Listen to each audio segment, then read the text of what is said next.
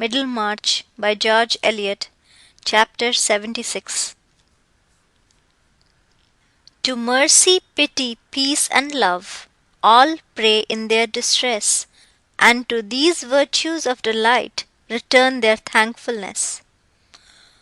For mercy has a human heart, pity a human face, and love the human form divine, and peace the human dress. William Blake, Songs of Innocence. Some days later, Lydgate was riding to Lowick Manor in consequence of a summons from Dorothea. The summons had not been unexpected, since it had followed a letter from Mr. Bulstrode, in which he stated that he had resumed his arrangements for quitting Middlemarch, and must remind Lydgate of his previous communications about the hospital, to the purport of which he still adhered. It had been his duty, before taking further steps, to reopen the subject with Mrs. Casaubon, who now wished, as before, to discuss the question with Lydgate. "Your views may possibly have undergone some change," wrote Mr. Bulstrode, "but in that case also, it is desirable that you should lay them before her." Dorothea awaited his arrival with eager interest.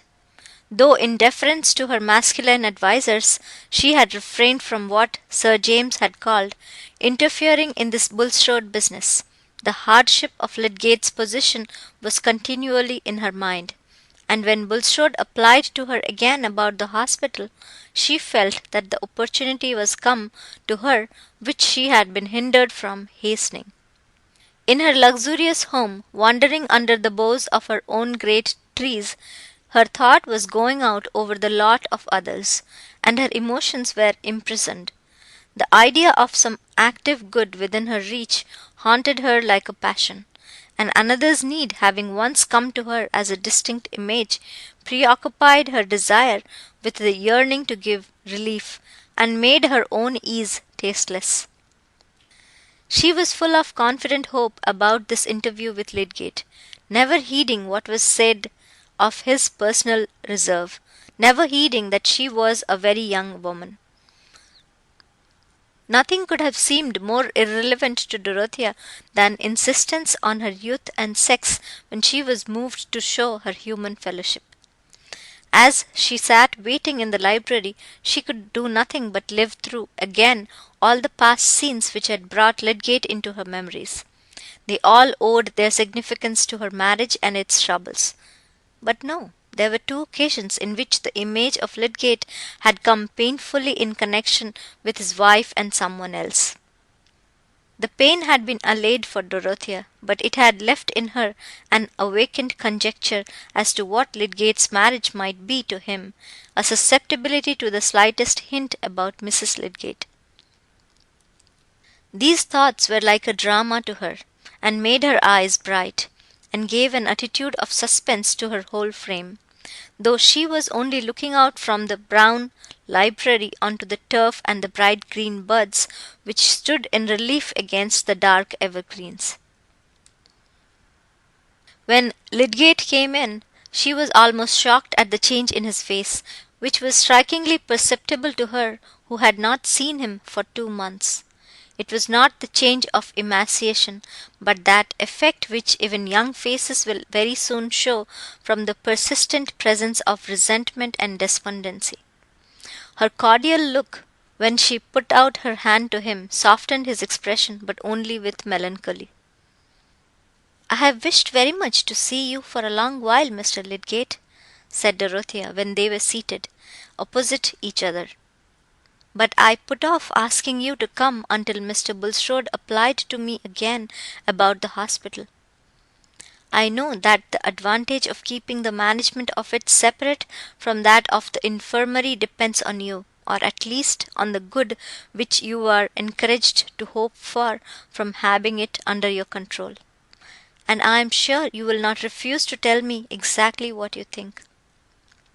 "You want to decide whether you should give a generous support to the hospital," said Lydgate. "I cannot conscientiously advise you to do it in dependence on any activity of mine.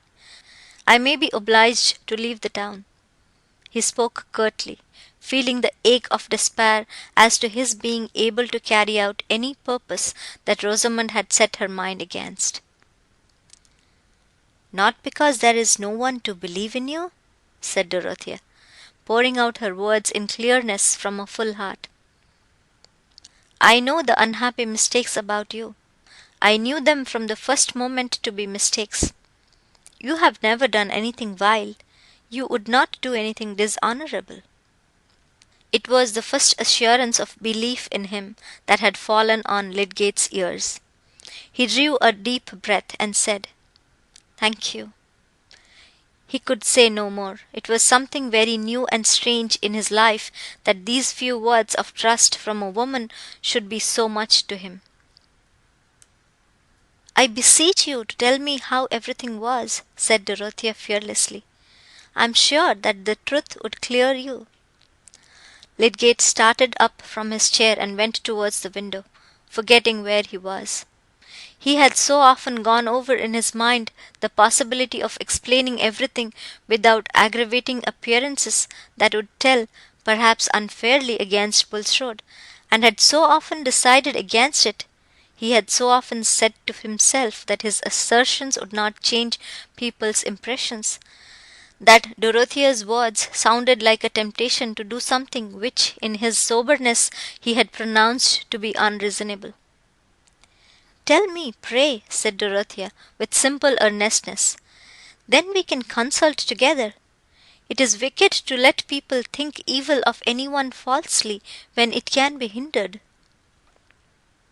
Lydgate turned, remembering where he was, and saw Dorothea's face looking up at him with a sweet trustful gravity. The presence of a noble nature, generous in its wishes, ardent in its charity, changes the lights for us. We begin to see things again in their larger, quieter masses, and to believe that we too can be seen and judged in the wholeness of our character.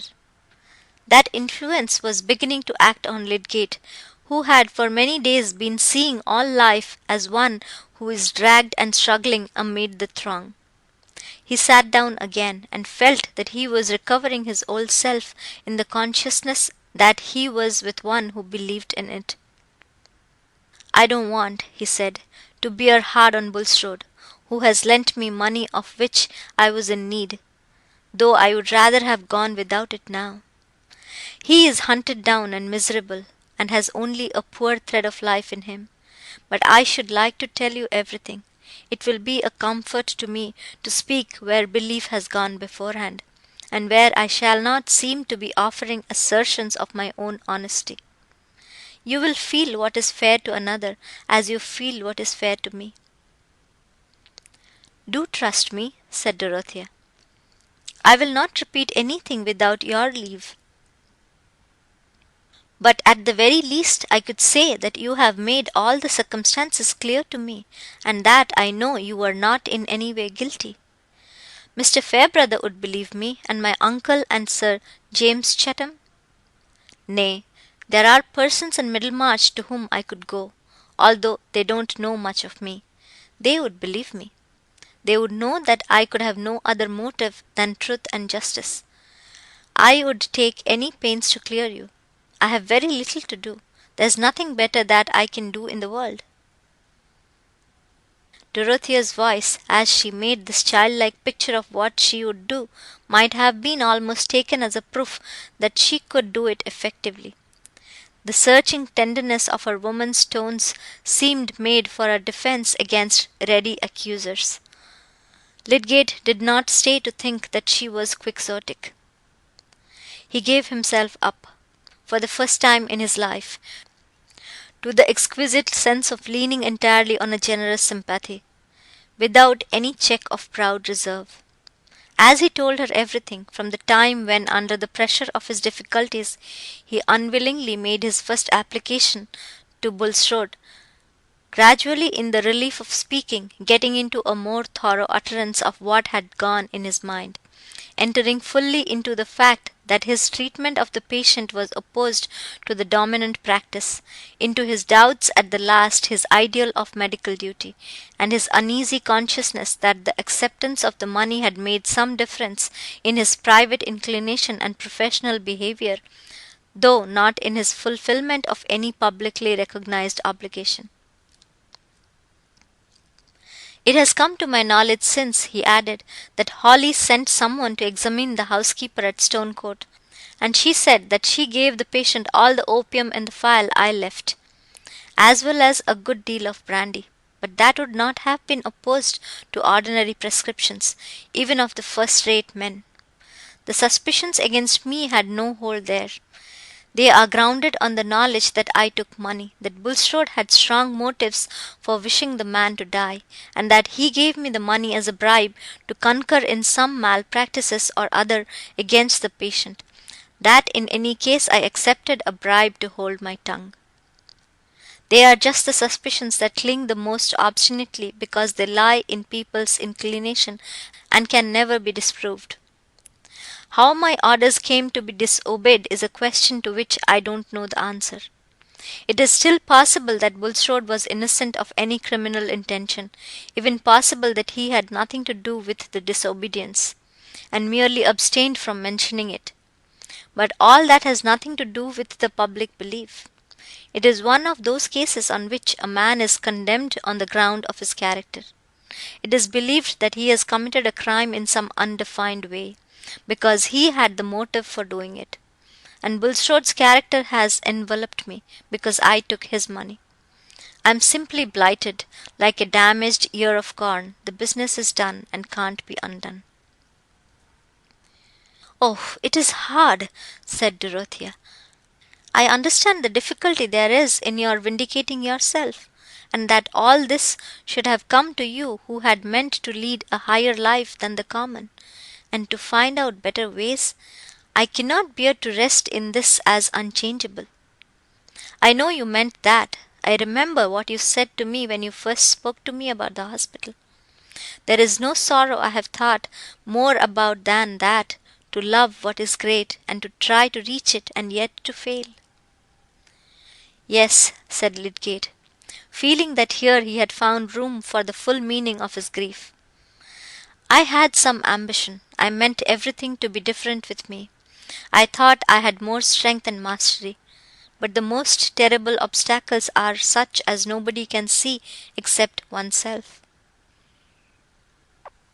"Suppose," said Dorothea meditatively, "suppose we kept on the hospital according to the present plan, and you stayed here, though only with the friendship and support of a few. The evil feeling towards you would gradually die out.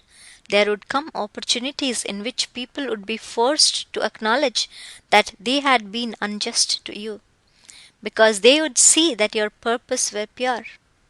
You may still win a great fame like the Louis and Lenac I have heard you speak of, and we shall all be proud of you," she ended with a smile.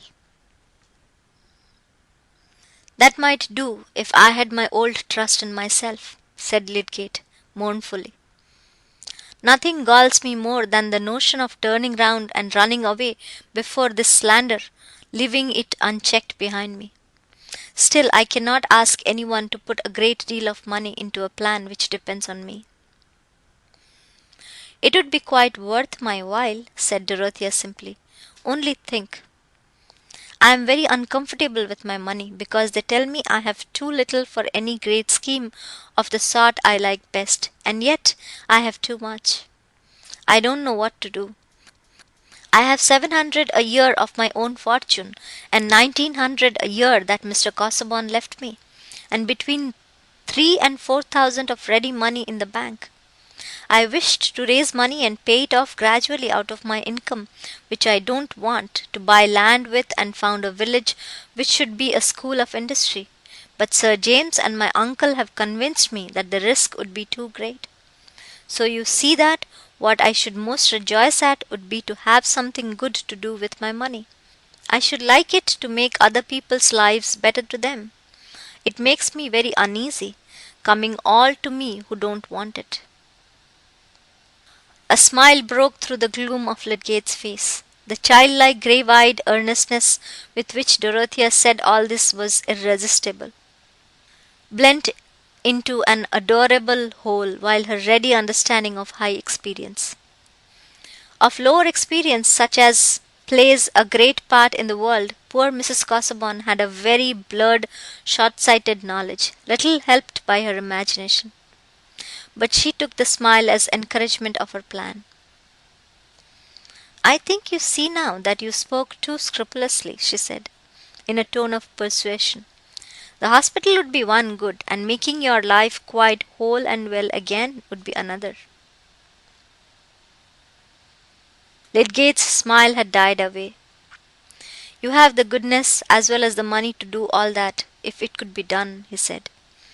"But—" he hesitated a little while, looking vaguely towards the window, and she sat in silent expectation. At last he turned towards her and said impetuously, "Why should I not tell you? You know what sort of bond marriage is. You will understand everything." Dorothea felt her heart beginning to beat faster. Had he that sorrow too? But she feared to say any word, and he went on immediately. "It is impossible for me now to do anything, to take any step, without considering my wife's happiness. The thing that I might like to do if I were alone is become impossible to me. I can't see her miserable. She married me without knowing what she was going into, and it might have been better for her if she had not married me." I know, you could not give her pain, if you were not obliged to do it," said Dorothea, with keen memory of her own life. "And she has set her mind against staying. She wishes to go. The troubles she has had here have wearied her," said Lydgate, breaking off again, lest he should say too much. "But when she saw the good that might come of staying," said Dorothea remonstrantly, looking at Lydgate as if he had forgotten the reasons which had just been considered. He did not speak immediately. "She would not see it," he said at last curtly, feeling at first that this statement must do without explanation. "And indeed I have lost all spirit about carrying on my life here." He paused a moment, and then, following the impulse to let Dorothea see deeper into the difficulty of his life, he said, "The fact is, this trouble has come upon her confusedly. We have not been able to speak to each other about it. I am not sure what is in her mind about it. She may fear that I have really done something base. It is my fault. I ought to be more open. But I have been suffering cruelly." "May I go and see her?" said Dorothea eagerly. "Would she accept my sympathy? I would tell her that you have not been blamable before any one's judgment but your own. I would tell her that you shall be cleared in every fair mind. I would cheer her heart. Will you ask her if I may go to see her? I did see her once." "I am sure you may," said Lydgate, seizing the proposition with some hope. "She would feel honoured, cheered, I think, by the proof that you at least have some respect for me. I will not speak to her about your coming, that she may not connect it with my wishes at all. I know very well that I ought not to have left anything to be told her by others, but—" He broke off, and there was a moment's silence. Dorothea refrained from saying what was in her mind. How well she knew that there might be invisible barriers to speech between husband and wife. This was a point on which even sympathy might make a wound. She returned to the more outward aspect of Lydgate's position, saying cheerfully, "And if Mrs. Lydgate knew that there were friends who would believe in you and support you, she might then be glad that you should stay in your place and recover your hopes, and do what you meant to do. Perhaps then you would see that it was right to agree with what I proposed about your continuing at the hospital. Surely you would, if you still have faith in it as a means of making your knowledge useful?" Lydgate did not answer, and she saw that he was debating with himself. You need not decide immediately, she said gently. A few days hence it will be early enough for me to send my answer to Mr. Bulstrode. Lydgate still waited, but at last turned to speak in his most decisive tones. No, I prefer that there should be no interval left for wavering.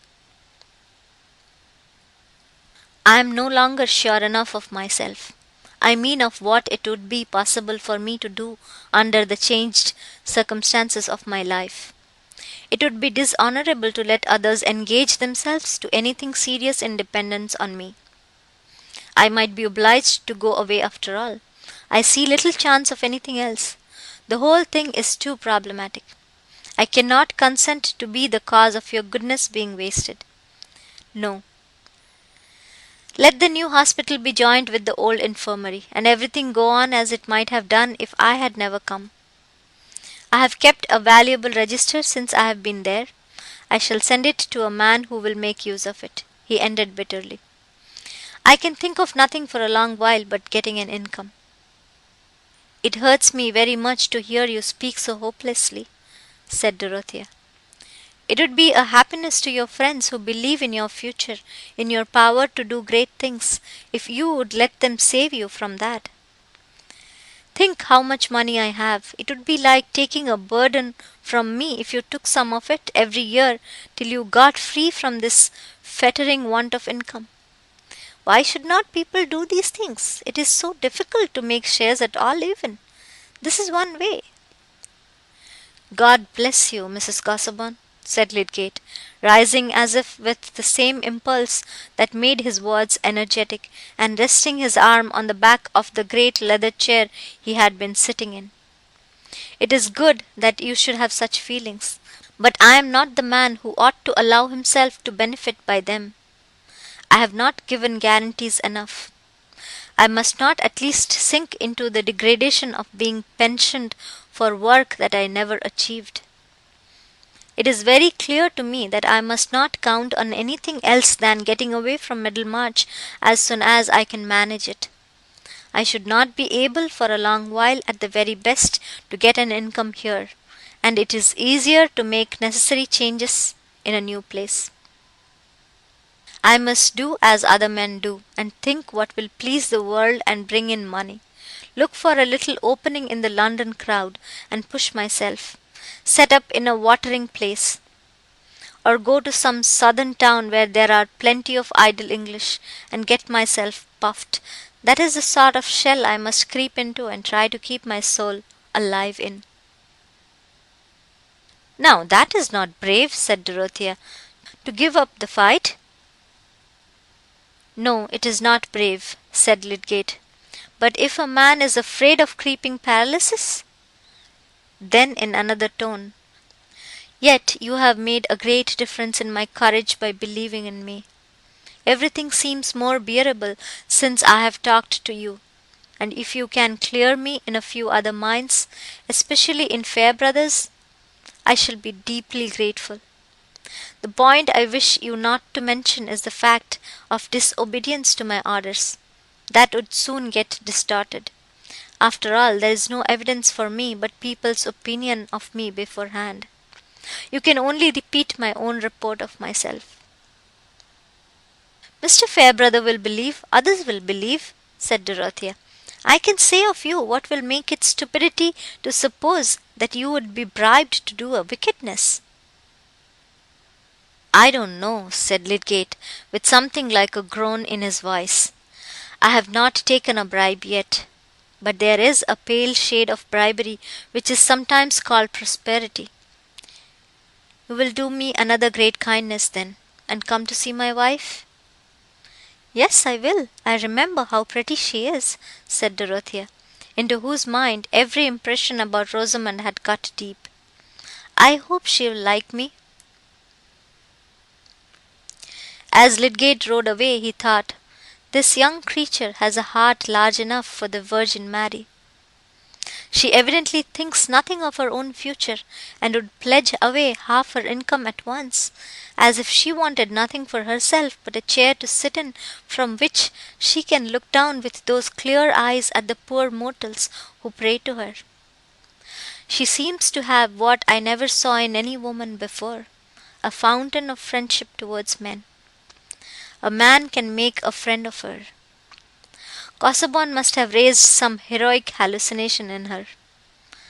I wonder if she could have any other sort of passion for a man. Ladislaw? There was certainly an unusual feeling between them, and Casaubon must have had a notion of it. Well, her love might help a man more than her money. Dorothea, on her side, had immediately formed a plan of relieving Lydgate from his obligation to Bulstrode, which she felt sure was a part, though small, of the galling pressure he had to bear. She sat down at once under the inspiration of their interview and wrote a brief note, in which she pleaded that she had more claim than Mr. Bulstrode had to the satisfaction of providing the money which had been serviceable to Lydgate, but it would be unkind in Lydgate not to grant her the position of being his helper in this small matter, the favour being entirely to her who had so little that was plainly marked out for her to do with her superfluous money. He might call her a creditor or by any other name if it did but imply that he granted her request. She enclosed a cheque for £1,000, and determined to take the letter with her the next day when she went to see Rosamond. End of chapter 76. Recording by Red Abras, February 2008.